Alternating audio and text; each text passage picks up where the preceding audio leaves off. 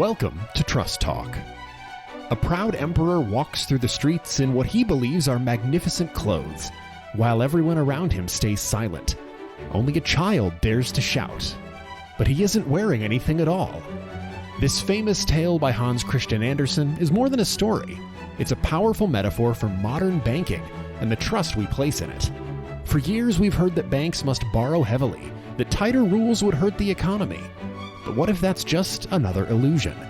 In a 2024 book, an updated version of the original from 2013, The Banker's New Clothes, Anat Admati and Martin Hellwig call out these myths and expose a system built on risk, subsidies, and flawed incentives. Can trust in banking be restored?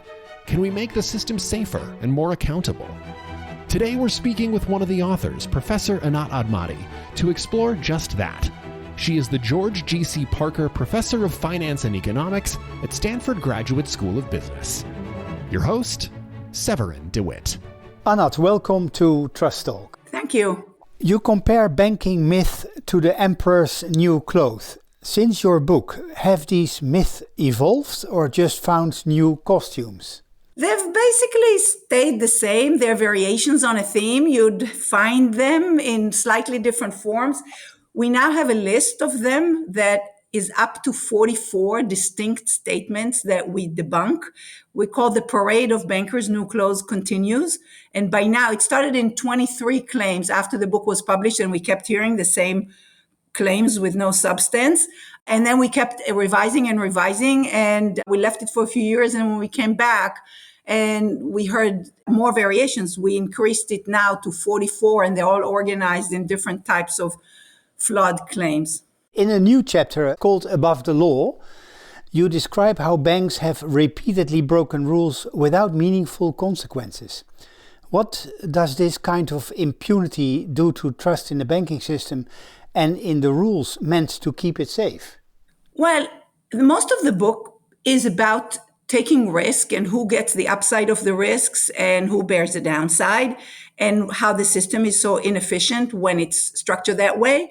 But by the time you have banks that are able to play with borrowed money, with money that they promise to pay other people, and reap magnified upside and leave the downside to others, they become, impossible to fail. And once you basically have this status, and if it is the case that authorities don't really create meaningful consequences for breaking rules or causing harm, then it pays to do those things. And that is a legitimate reason for people just not to trust the banking system, but not to trust that the government is really doing its job in creating rules for people and for companies appropriately. From Silicon Valley Bank and Credit Suisse to central bank interventions, events show that we are still rescuing fragile institutions. Why does this cycle persist, and what does it say about the credibility of no more bailouts? No more bailout is not credible. We declared skepticism with it back in 2012-13, and we definitely call it dead now for some of these institutions, and even for small institutions. There's just not the political will. When the time comes, then bailouts are the best way they see to solve the immediate problem, even as they've allowed this problem to build up in the first place. The book is about being able to prevent those things, which they're not doing. And when the time comes, it may well be that bailout is better than collapse of the whole system. We're not even really criticizing that when the time comes. We're only saying that there's no need to get there because there are really ways to do a whole lot more to prevent it from happening. So why it happens? Again, it's easier and most expedient for politicians and even the public to kind of kick the can down the road and just go again and live until the next crisis or until the next time that this fragility of the system shows its face. And these confusions, these bankers' new clothes that you mentioned, are also enabling it because there are narratives and stories that justify these approaches, that suggest that they somehow couldn't have seen this coming and that somehow it's like a natural disaster. The narrative that somehow equates financial crisis with natural disaster sort of suggests that you send ambulances rather than put a speed limit on trying to prevent something. So it really is a flawed approach that always lets the system be until all of a sudden it needs bailouts again.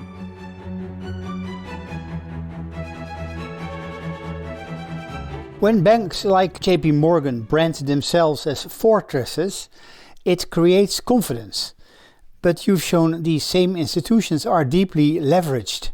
Why does that contradiction persist, and why do regulators accept it? So again, the fragility persists for a very simple reason. It works for the people who make decisions in the banks.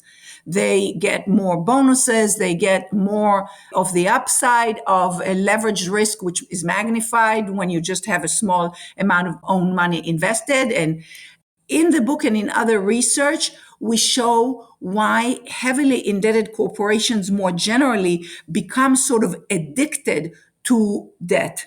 In banking, that's much more intense because the banks are already more indebted than any company in the economy.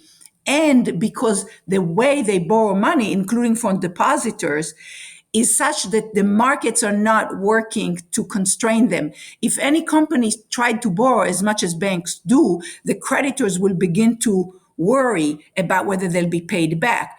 In banking, because of deposit insurance and because of all these guarantees and bailouts, the creditors are very passive. And so there are no market forces that push against it. And it only is the government that's supposed to constrain this addiction. Instead, it feeds it and enables it. And so it persists.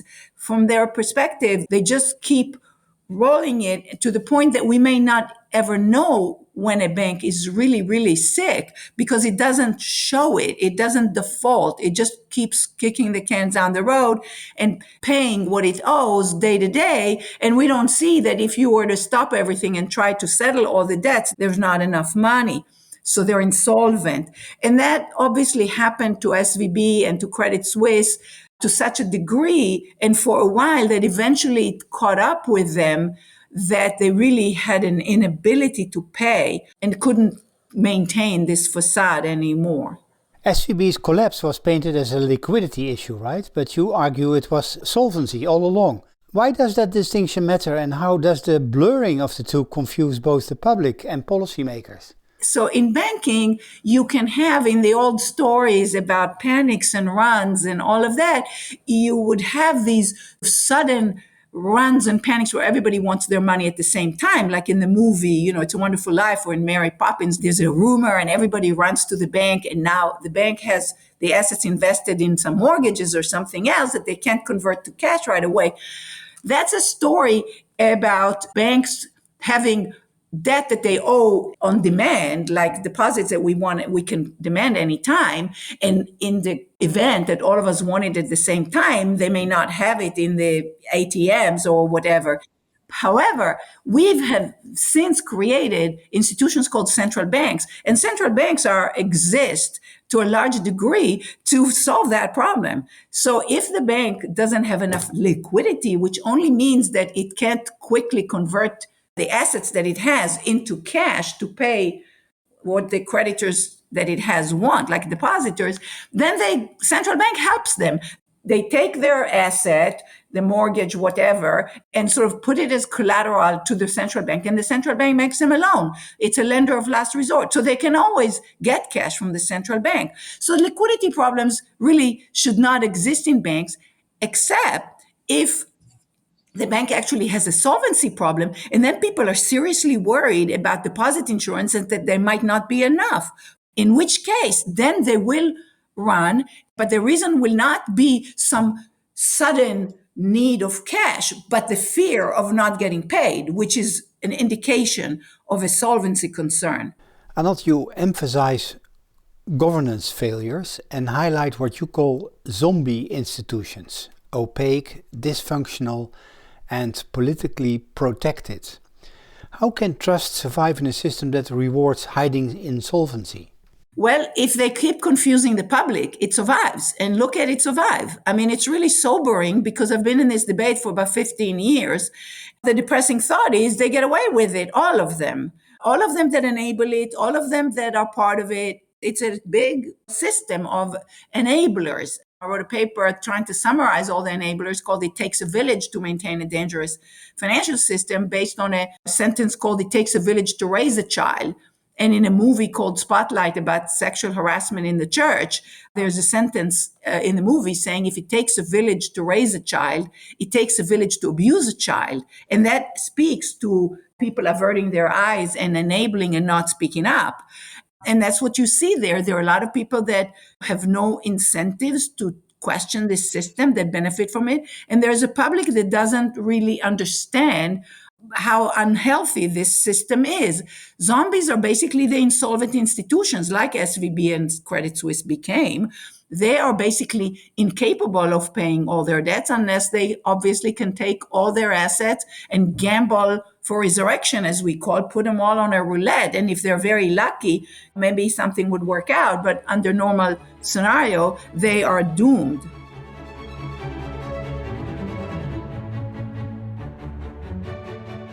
You just mentioned it takes a village to maintain a dangerous system. But where not just bankers, but also auditors, regulators, lawyers, academics, and even media all play a role in enabling the status quo? And if so, many actors are part of the problem. Who, if anyone, can we trust to drive real change and make that village safer? Well, it is depressing because also you didn't mention academics, and there are academics that enable it as well. They reverse engineer stories, narratives to justify why the banks somehow have to be fragile as they are, when the real answer is that they are as fragile and inefficient as they are, only because they want to and they get away with it.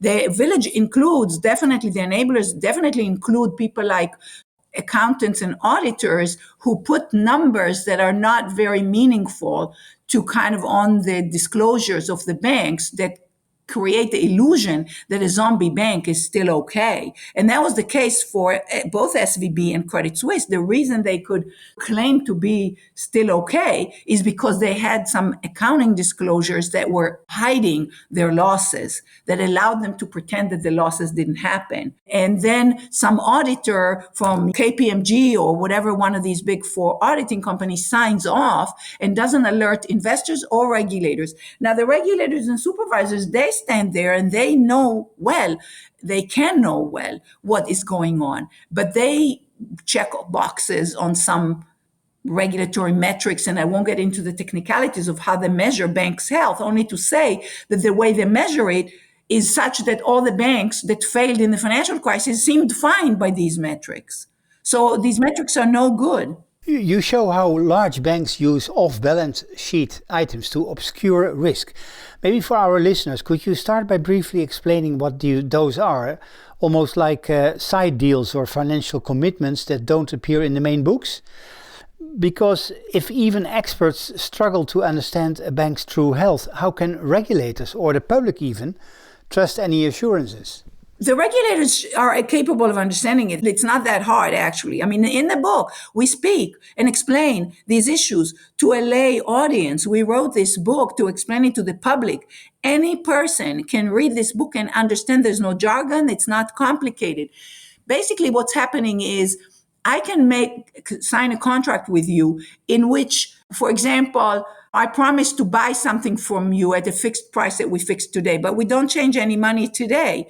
Now, I created risk because when the time comes to do the transaction, the thing that we contracted to buy or sell in this sort of future forward transaction could change against me. So I promised to buy something for $100 and now it costs $150. I pay you only $100, you lose and I gain. But if the thing costs $50 today, then I overpay. I pay you $100. So who wins and who loses from such a promise that we make today for the future is unknown today. So there's risk.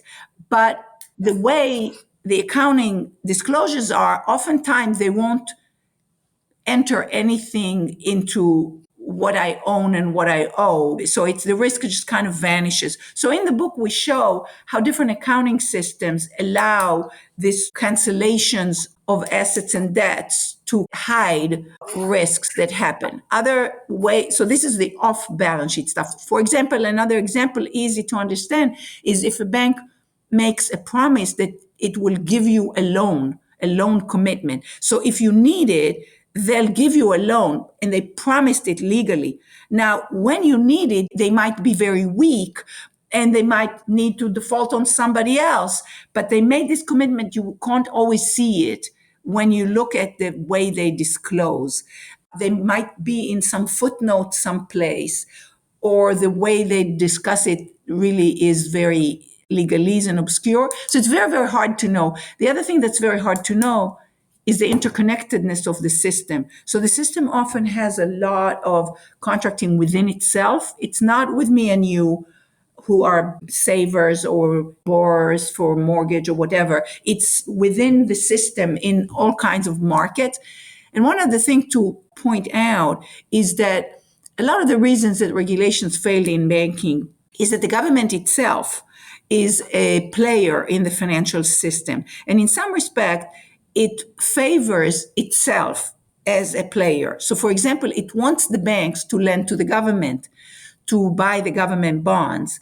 And so it creates the rules such that government bonds are always favored over everything. Like you don't need to have any of your own money to account for any risk that there will be a change in the value of government bonds, even though government bonds can change their value, as happened in Silicon Valley Bank. Silicon Valley Bank, the investments were government bonds, US government bonds, the safest assets. However, when interest rates went up, the value of those assets that are paying only 2% when interest rates are 5% went down.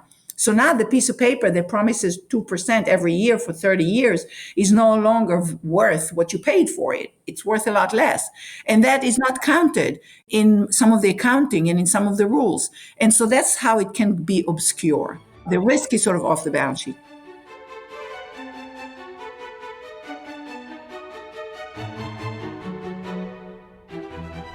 After the 2008 financial crisis, global regulators introduced a set of rules known as Basel III, aimed at making banks safer. But you've described those reforms as, I am quoting you, a well-intended illusion.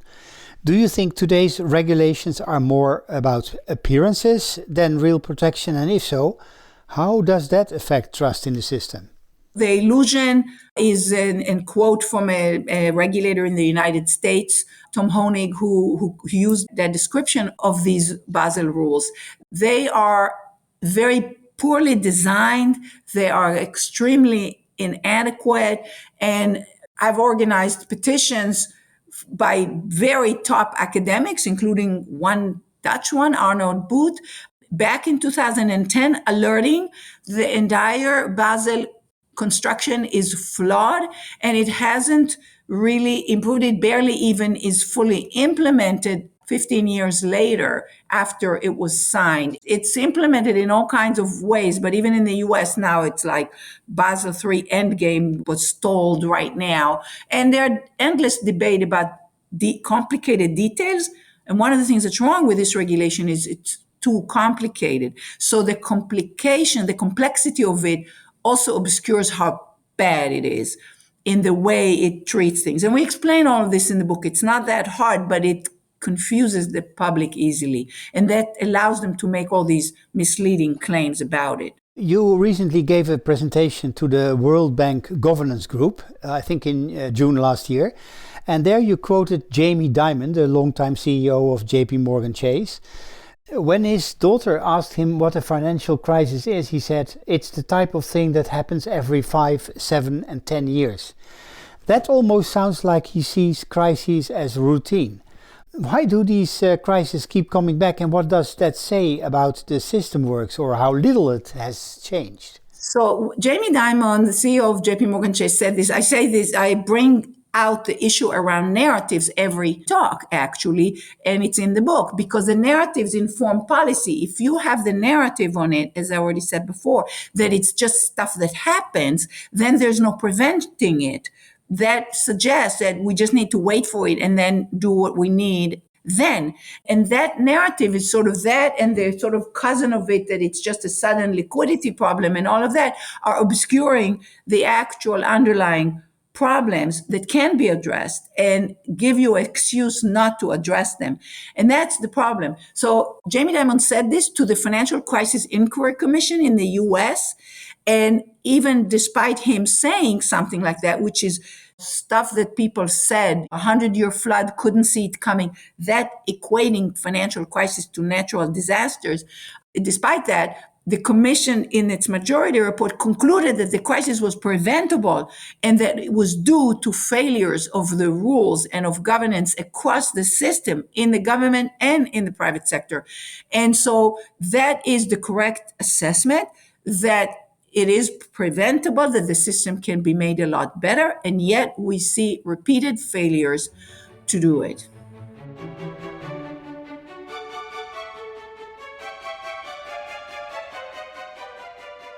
I think I've read you one of your slides in the World Bank presentation where you say the financial crisis was avoidable. If the problems were so clear, why weren't they then addressed? And what does that ongoing failure of governance means for trust in how financial systems are overseen?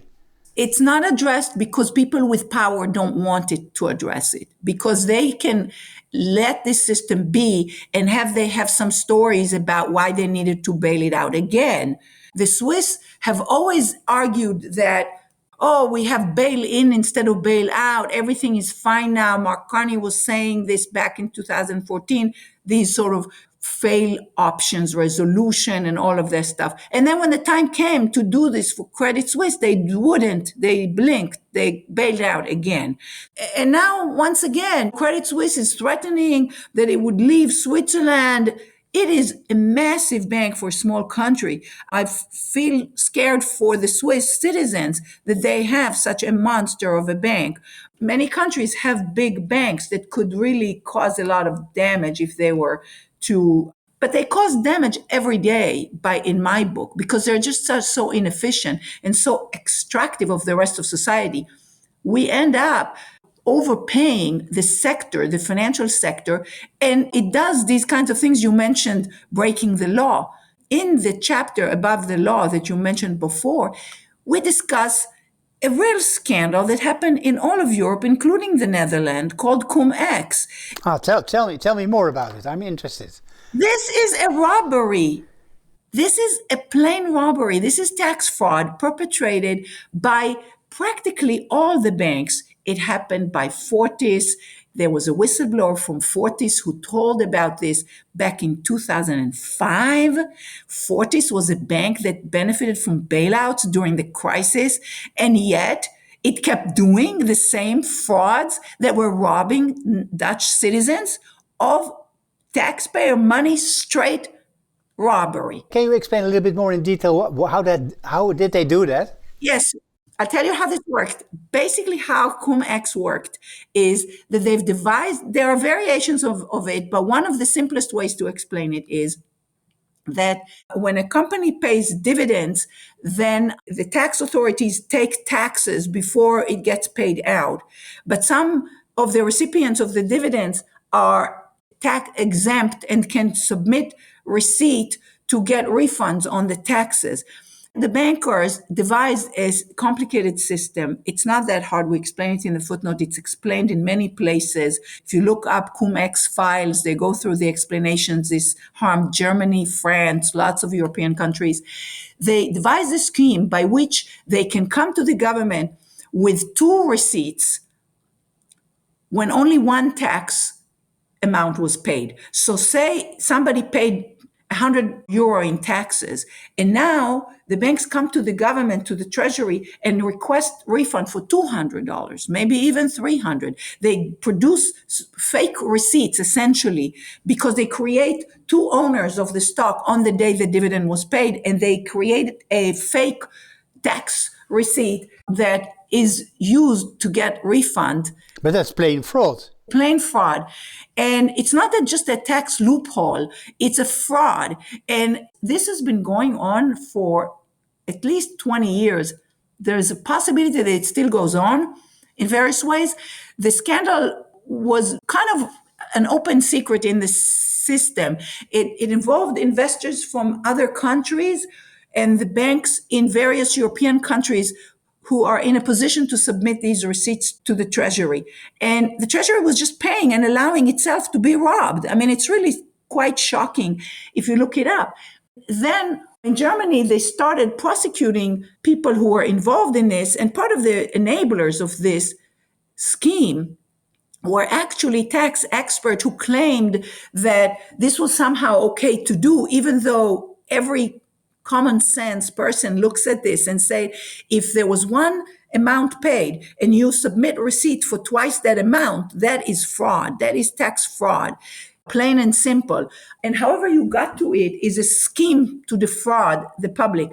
And they started prosecuting this in Germany, and there are many stories about it because they could have, for example, insisted on banks paying back these profits that were obtained through fraud. In one little incident in Hamburg, it was actually Scholz, the outgoing chancellor, who was involved in seemingly allowing the Warburg Bank to not pay back until there was a big enough uproar that they did have to pay back. But the prosecutor, who her name is Anne Brohlhicker, in Germany, who was most involved since 2012 in prosecuting these tax frauds in Germany, recently resigned in April 2024 and joined a nonprofit called Finanzwende, which claiming that Germany is too easy on white-collar crime. And I recently hosted her virtually in a class I teach here at Stanford, and she said, the citizens are not appreciating these white-collar, meaning elite financial frauds, because they seem kind of invisible and they don't appreciate these frauds really cause harm to the public. And somehow we're more forgiving of them than street crimes or something. And so somehow they are being forgiven because of all kinds of symbiotic relations between banks and governments, and who knows why, but they just get so privileged. And you were telling that this didn't only happen in Germany, but also in other countries, like also my country. Yes, in your country as well. And in France, so I think the total amount estimated now of the robbery, and it could be more, is 150 billion euros robbed out of taxpayers and shared among banks and some of their clients that were involved in this scheme. And somehow not enough was done to create accountability. Not enough people were called out and literally put in jail for doing this kind of thing, because it really is like a theft. You know, if somebody broke into a store and stole something, they go to jail. But this fancy form of stealing somehow gets overlooked.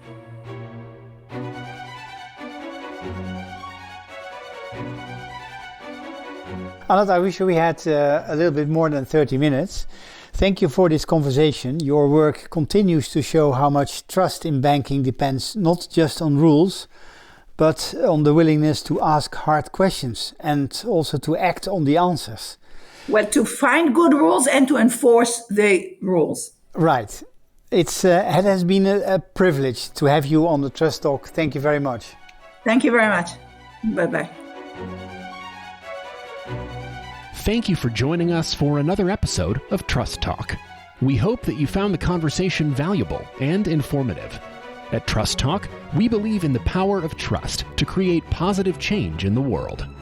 If you believe in our mission, we would greatly appreciate your support. You can help keep Trust Talk going by making a donation on our website at trusttalk.co/donate. Every contribution, no matter how small, helps us to continue bringing you thoughtful and engaging podcasts. Thank you for your support and for listening to Trust Talk. We look forward to meeting you again for future episodes.